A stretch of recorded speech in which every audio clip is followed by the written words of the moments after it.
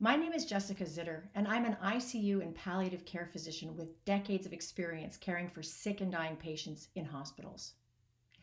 This experience compelled me to become a national advocate for improving the way people die in America. My work is featured in the Oscar and Emmy nominated short documentary Extremis, and my book, Extreme Measures: Finding a Better Path to the End of Life, lifts the veil on what's really happening in our hospitals' ICUs. For years, I have advocated for patients to have the option to die at home, which is where 80% of people say they want to be, rather than the sad and cold ICUs where I work.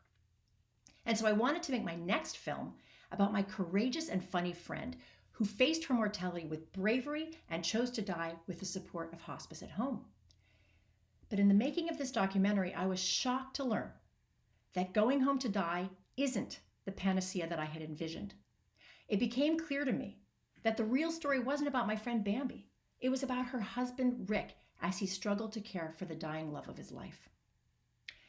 Former First Lady Rosalind Carter once said, "There are only four kinds of people in the world: those who have been caregivers, those who are currently caregivers, those who will be caregivers, and those who will need caregivers." Her message is, we're all in this together. Unfortunately, we're not listening. The way we ignore caregivers in this country is unacceptable and unsustainable.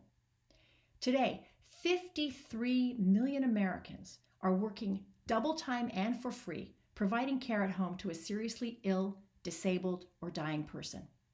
That's 1 in 5 people, and they are suffering for it, physically, emotionally, and financially. If our country doesn't improve the way we treat family caregivers, we will all lose.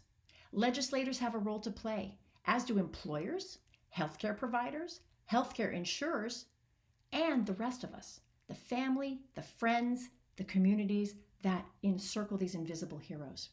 If we don't wake up to this fast-rising public health crisis, we may all find ourselves struggling and alone during one of the most vulnerable times of our lives.